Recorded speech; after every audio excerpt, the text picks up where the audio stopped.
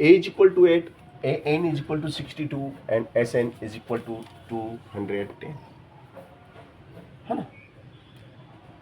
तो यहाँ पर हमें N नहीं दिया गया है, A दिया है बट N हमें नहीं दिया है। तो since AN is equal to A plus N minus 1D, है ना। AN is 62, AN is 62, A is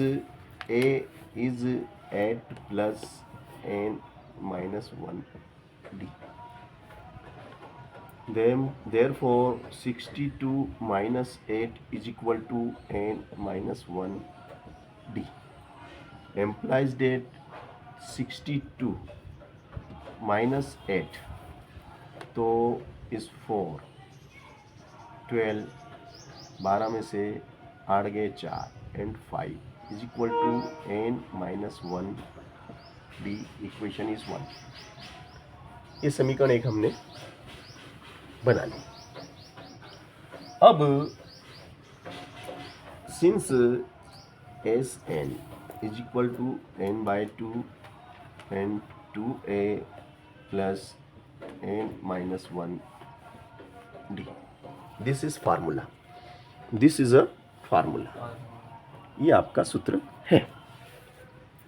all right, yes, this is a formula. अब यहाँ पर आपको जो है इस सूत्र में पुट करना है वैल्यू। कौन सी वैल्यू पुट करेंगे आप देखिएगा। जो समीकरण 1 है ना, यहाँ पे से मैंने एक लाइन खींची। अब देखिएगा Sn इज 210, तो ये 210 n by 2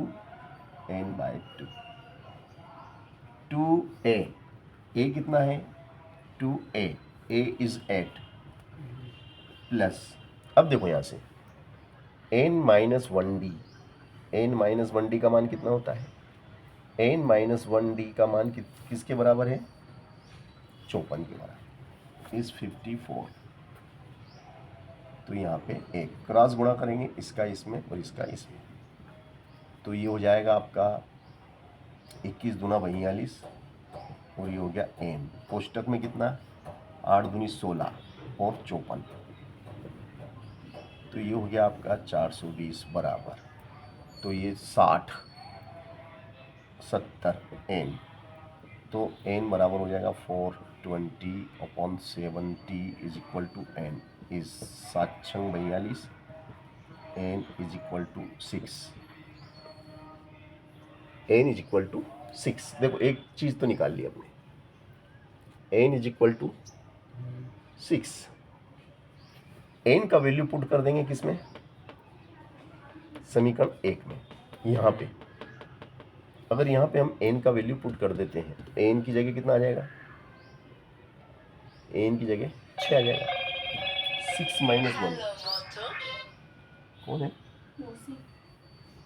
अभी रुक जा, जब नीचे बात करा जाएगा। तो n इज 6 है ना, तो यहाँ आ जाएगा आपका, तो n is equal to 6, n is equal to 6, n is equal to 6